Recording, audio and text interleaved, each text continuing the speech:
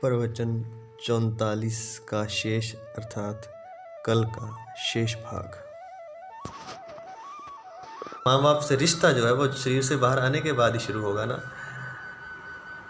और इस स्थिति में ना तो माँ बाप उसकी हेल्प कर सकते हैं जो वर्तमान में जिसके पेट में है, ना वो कुछ कर सकती है माँ, और ना पिछले जो जन्म बीत गए ना वो कुछ कर सकते हैं। लेकिन कहते हैं कि उसको याद आती है पीछे के जन्मों की और देखता है कि कितनी बार, अनंत बार ऐसे जन्म लिए, बार बार दुख में पड़ा, हर जीवन को एक सपने की तरह जिया। जो लक्ष्य था उसे मैं भूलता रहा, प्रभु प्राप्ति जो लक्ष्य था वो मैंने किया नहीं, कामनाओं को पूर्ण करने में, धन को कमाने में ही लगा रहा, भोगों को भोगने में ही लगा रहा, बच्चे पालने में ही लगा रहा। लक्ष्य था वो तो याद ही नहीं आया, और वो सारा उसको उस समय याद आता है। और फिर हर जन्म के बाद मृत्यु होती है, उस मृत्यु को देखता है, फिर दोबारा जन्म होता है, फिर दोबारा गर्भ में आता है, वो सारी चीज़ें उसे याद आती हैं अनंत जन्मों की। और इस जन्म में भी वो देख रहा है कि मैं कैद हूँ एक द्रव्य पदार्थ में, पानी में मैं कैद हूँ। इस तरह से कहते हैं कि तब उसे बचाने वाला कोई नहीं होता है, उसकी हेल्प करने वाला कोई नहीं होता है, एकमात्र परमात्मा होता है। तब उसे परमात्मा की याद आती है और बड़े दिल से आती है, बड़ी गहराई से आती है। और वह प्रार्थना करता है प्रभु से कि हे प्रभु, इस बार इस नरक से बाहर निकाल दे, बस इस बार। हालांकि यह प्रार्थना वह बहुत बार कर चुका होता है, लेकिन फिर भी वो कहता है कि इस बार निकाल दे। हाथ जोड़ता है, प्रार्थनाएं करता है कि किसी तरह इससे बाहर निकाल दे। और जब मैं बाहर आ जाऊंगा तो प्रभु पहली श्वास से मैं तेरा नाम जपना शुरू करूंगा। मैं तेरी भक्ति के अलावा कुछ नहीं करूंगा, मैं उतना ही करूंगा जितना मेरा जीवन जीने के लिए जरूरी होगा। जीवन जीने से तात्पर्य मेरा इस शरीर को जीवित रखने के लिए जितना जरूरी होगा उतना ही करूंगा, और उसके अलावा कुछ नहीं करूंगा। बस तेरा भजन करूंगा, तुझे याद करूंगा और मुक्ति को प्राप्त होऊंगा। मैं बार बार इस जन्म में नहीं आऊँगा, इस बार पक्का वादा करता हूँ। और कहते हैं कि भगवान उसकी करुणा की पुकार को सुन लेते हैं और उसे मुक्ति प्रदान करते हैं, शरीर से बाहर निकालते हैं। लेकिन फिर जानते हैं क्या होता है, फिर वह उसी मोह में पड़ जाता है, फिर बड़ा होता है, फिर वही कामना, फिर वही भोग, फिर वो धन कमाने की अंधी दौड़ में लग जाता है, शोहरत कमाने की, कामनाओं को भोगने की, ऐश्वर्य को पाने की। जीवन के लिए कितना जरूरी था 2 वक्त की रोटी और एक छत। और हम कितना करते हैं, हमें चाहिए जीने के लिए एक कमरा होता है, एक छत होती है, और हम 10 कमरे बनाते हैं। हमें एक कपड़ा चाहिए होता है और हमारी वस्त्रों की अलमारियां भरी पड़ी होती हैं, सैकड़ों वस्त्र हमारे पास होते हैं, सैकड़ों पोशाकें होती हैं। क्या इतना हमें चाहिए?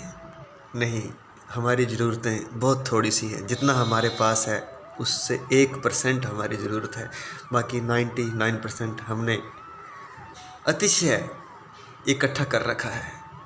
इसी को लोभ कहते हैं, और लोभ से चित्त भ्रष्ट हो गया है हमारा, जैसे दुर्योधन का हो गया था, किसी का भी हो जाता है। जितना चाहिए उतने से संतुष्ट नहीं है जितनी उसकी ज़रूरत है, और चाहिए और चाहिए और चाहिए। पता नहीं यह मन का पागलपन कोई समझ क्यों नहीं पाता है। मुझे ज़रूरत कहाँ है इतने की जितना मेरे पास है। भजन करने के लिए मुझे तो सिर्फ 2 रोटी और एक छत चाहिए ना, तो मैं भजन क्यों नहीं करता हूँ। और इसकी सज़ा हमें भुगतनी पड़ती है, नरक में फिर वास होता है, बार बार फिर वही जन्म, फिर वही मृत्यु।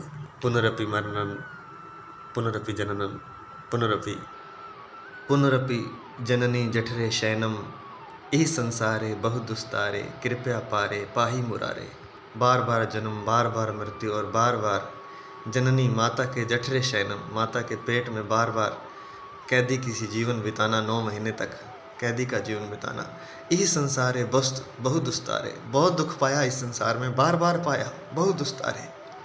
कृपया पारे पाही मुरारे, हे मुरारी, हे कृष्ण, पाही माम, कृपया मुझे पार उतार दे, कृपया मुक्त करा दे।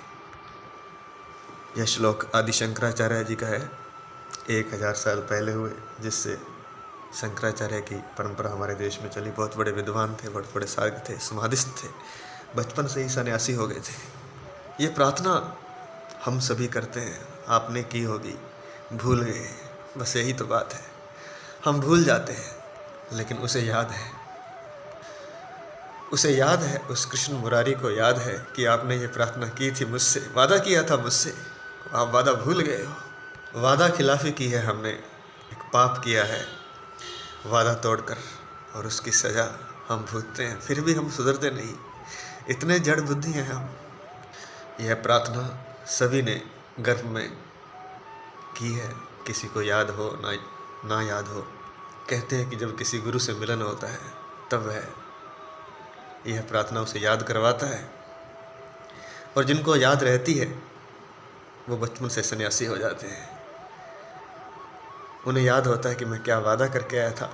वो जैसे ही होश उनको थोड़ा सा आता है वैसे ही वह अपनी साधना में लग जाते हैं, और किसी संसार की वस्तु व्यक्ति से मोह नहीं करते, किसी धन संपत्ति में आसक्त नहीं होते, क्योंकि उन्हें पता होता है यह सब झूठ है, यह एक सपना है, जैसे रात को हमने देखा था, सुबह उठते ही खत्म हो गया था।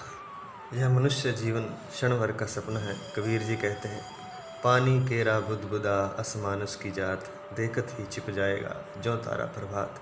जैसे सुबह का तारा अभी उगा अभी छिप गया। तो हमने जो प्रार्थना भगवान से की थी, जो वादा किया था, उसे याद कर लें। भूल गए हों तो भी याद कर लें, और उस पर चलें, प्रभु प्राप्ति के मार्ग पर, मोक्ष की तरफ, ध्यान की तरफ, समाधि की तरफ। आज का प्रवचन ये काफ़ी लंबा हो गया, बहुत ज़्यादा लंबा हो गया, उसके लिए क्षमा चाहता हूँ। जय श्री कृष्ण।